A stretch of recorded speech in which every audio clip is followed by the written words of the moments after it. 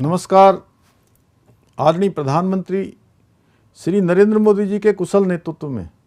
वसुधैव कुटुंबकम की भावना से ओतप्रोत विश्व के सबसे बड़े राजनीतिक दल भारतीय जनता पार्टी के संकल्प को आगे बढ़ाने हेतु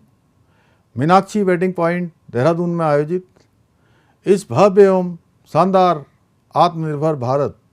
स्वदेशी संकल्प की थीम पर आधारित रायपुर विधानसभा सम्मेलन में उपस्थित मंच पर हमारे कर्मठ एवं मृदुभाषी और जनता के लिए हमेशा बढ़ चढ़कर भाग लेने वाले आदरणीय विधायक उमेश शर्मा काऊ जी, महानगर के अध्यक्ष सिद्धार्थ अग्रवाल जी, समस्त हमारे पदाधिकारीगण, समस्त पार्षदगण, सभी पार्टी के कार्यकर्ता बंधुओं, सभी मीडिया के समस्त साथियों का मैं उत्तराखंड के मुख्य सेवक के रूप में इस कार्यक्रम में उपस्थित होने पर आप सभी का हृदय से स्वागत एवं अभिनंदन करता हूं। साथियों, आज के इस कार्यक्रम में मुझे भी सम्मिलित होना था, परंतु पूर्व निर्धारित कार्यक्रम में मुख्यालय से बाहर होने के कारण मैं आपसे वर्चुअल माध्यम से जुड़ रहा हूं। मेरी भावनाएं इस अभियान एवं आप सभी के साथ आत्मिक रूप से जुड़ी हुई हैं। मुझे विश्वास है कि आप इस वर्चुअल संबोधन को मेरी व्यक्तिगत उपस्थिति के रूप में स्वीकार कर मुझे कृतार्थ करेंगे। साथियों, आत्मनिर्भर भारत और स्वदेशी अभियान एक अभियान मात्र नहीं है, यह विकसित भारत का आधार है। यही वह मार्ग और साधन है जो 2047 में हमारे देश को विकसित भारत का रूप देगा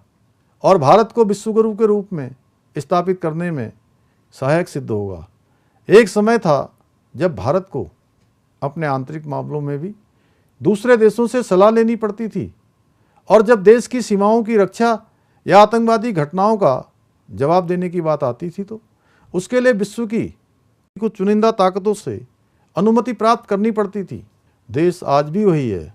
परंतु नेतृत्व अब आदरणीय प्रधानमंत्री श्री नरेंद्र मोदी जी का है और उनके त्वरित निर्णय लेने की क्षमता,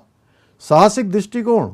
और देश के स्वाभिमान के प्रति कोई समझौता न करने की नीति के चलते आज हम किस ऊंचाई पर हैं यह बताने की आवश्यकता नहीं है। आज हम अपने आंतरिक मामलों और सीमाओं की रक्षा के लिए दूसरे देशों से अनुमति नहीं लेते, बल्कि तुरंत ऐसा जवाब देते हैं जिसकी गूंज सारा विश्व सुनता है। आज भारत विश्व की चुनिंदा ताकतों में से एक है और अनेक वैश्विक मामलों में अन्य देश हमारे दृष्टिकोण की प्रतीक्षा करते हैं और हमारे देश के अनुरूप अपने निर्णयों पर विचार करते हैं। साथियों, भारत की यह विकास यात्रा अब रुकनी नहीं चाहिए। इस विकास यात्रा को निरंतर